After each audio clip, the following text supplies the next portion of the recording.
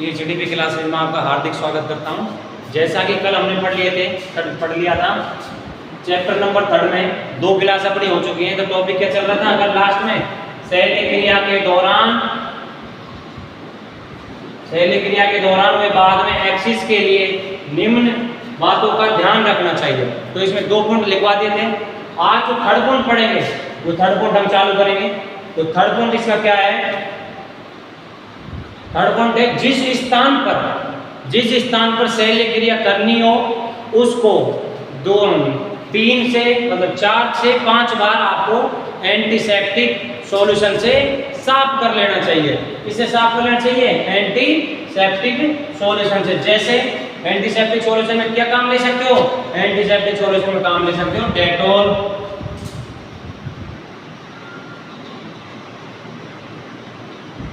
सेलबोन, ये दोनों चीजें। एग्जाम्पल में अपना क्या दे सकते हो?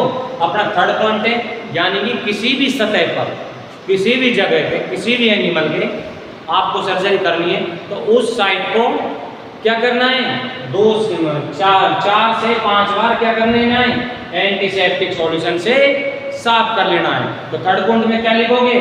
किसी भी जगह पर शैल्य क्रिया करनी हो तो कम से कम 4 से 5 बार उसको एंटीसेप्टिक सॉल्यूशन से क्या कर लेना चाहिए? साफ कर लेना चाहिए। अगला पॉइंट अपना चौथे नंबर का पॉइंट है, यदि स्थानीय विच्छेदन हेतु कोई इंजेक्शन लगाते हैं तो उस स्थान पर पुनः एंटीसेप्टिक सॉल्यूशन लगा देना चाहिए। सुनो, जैसे इस स्थान पर सर्जरी करनी है, इस स्थान पर एंटीसेप्टिक सॉल्यूशन डेटॉल से साफ कर लिया। डेटॉल से साफ करने के बाद में मैंने क्या किया? यहाँ पर लोकल एनेस्थीसिया इंजेक्ट कर दिया। इस जगह पर मैं चीरा लगाऊंगा, काटूंगा, जो भी है। तो इसमें क्या करना चाहिए?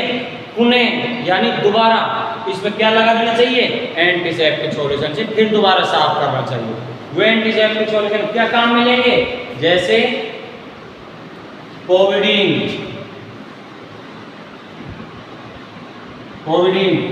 आयोडीन, TR आयोडीन 2.5% में, यानी कि ये क्या है अपने?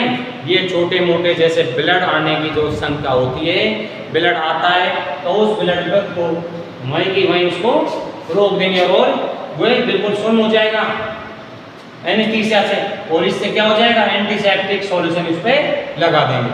सर्जरी की साइट अपनी क्या हो जाएगी? तैयार हो जाएगी। अगला पॉइंट अपना क्या है? छठे नंबर पे क्या है? एंटीसेप्टिक सॉल्यूशन का छिड़काव कर देंगे। छिड़काव भी किसका कर देंगे? पोविडीन का। अब जो लास्ट छठे नंबर का पॉइंट है वो क्या है? देखो, ये इंपॉर्टेंट पॉइंट है। वेटरनरी में कैसे अगर किसी जानवर की सर्जरी करते हो तो क्या होता है? अब जानवर को तो अपन ट्रीट करेंगे, उसको ऐसे थोड़ी पता है मेरी सर्जरी तो मुझे ये सेफ्टी करनी है। वो पूंछ से मिट्टी धूल अपने ऊपर ना छींटे लगे, इसके लिए अपने क्या करना है? पशु की पूंछ है जो एक तरफ बांध देनी है। तो पॉइंट में क्या लिखेंगे? पशु की शैल्य क्रिया के बाद में पशु की पूंछ को एक तरफ बांध दे, अन्यथा वे उस पूंछ से मिट्टी या फिर गोबर जिस जगह पर सर्जरी की उस जगह पर लगा सकता है। ठीक है।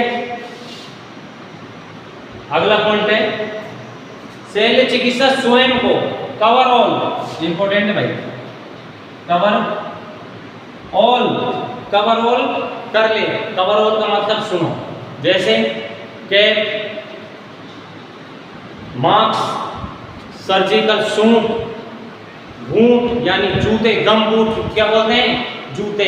आपने देखा होगा ना, ऐसे ही सर्जरी के जूते होते हैं। जैसे लैंटर जब गिरता है रबड़ के शूज पहनते हैं ना, सीमेंट से कटने फटने के लिए।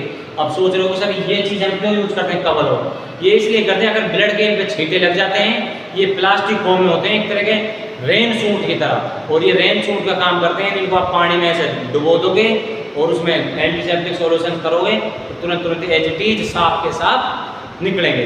इसलिए क्या यूज करते हैं सर्जरी में? ये कवरऑल सूट, चश्मे, मास्क, गमबूट, ये सारे क्या यूज करेंगे सर्जरी करते समय।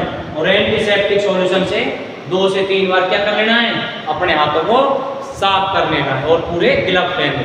अब आप ग्लव्स भी एक तरीका होता है पहनने का। आप रबड़ के ग्लव्स एक साथ बिना सीखे नहीं पहन सकते। कभी प्रैक्टिकल कराएंगे आपको रबड़ के ग्लव्स को कैसे पहनते हैं और कैसे उतारते हैं। अब सोच रहे हो उतारने में तो क्या सेफ्टी, ऐसे पकड़ो ऐसे फेंक दो, नहीं, किसी किसी के यहाँ पर क्या होते हैं, बाढ़ होते हैं। अगर आप ऐसे यहाँ से ऐसे पकड़ोगे तो रबड़े जो आपके बाल आ जाएंगे उसमें और उसमें आपको पेन फील होगा। तो कभी आपको ग्लव्स पहनाना सिखाएंगे प्रैक्टिकल क्लास में। तो आज में क्या लिखेंगे,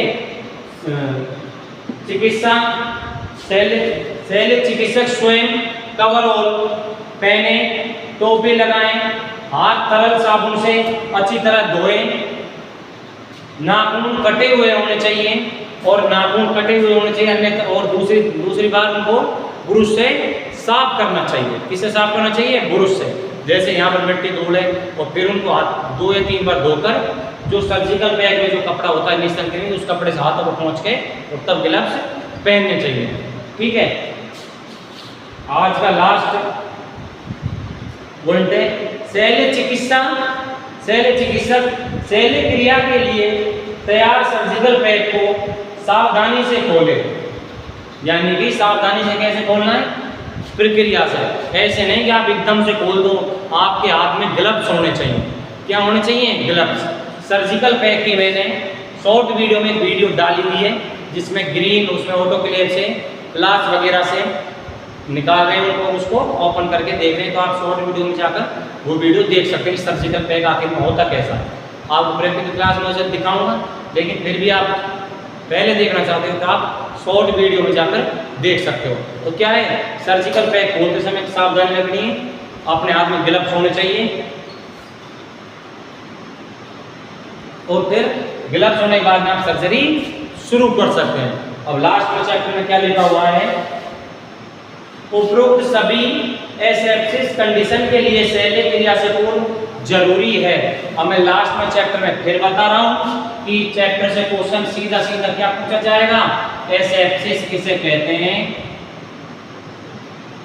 एसेप्सिस किसे कहते हैं, ऐसे एब्सेंस और सेप्सिस यानी इन्फेक्शन, ऐसे घाव या वुंड या फिर चोट जिस पर कोई भी इन्फेक्शन नहीं है उसको तो क्या बोलेंगे, एसेप्सिस। सेप्सिस तो किसको बोलेंगे, ऐसा घाव जिसमें मवाद, तरल पदार्थ, कीटाणु वगैरह, उसको क्या बोलेंगे, सेप्सिस बोलेंगे। इस चैप्टर से एक क्वेश्चन फिक्स आता है। तो आज अपना चैप्टर नंबर 3 कंप्लीट हो चुका है।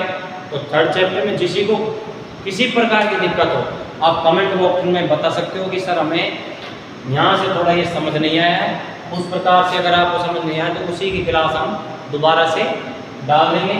अन्यथा धन्यवाद, आप ऐसे ही देखते रहिए।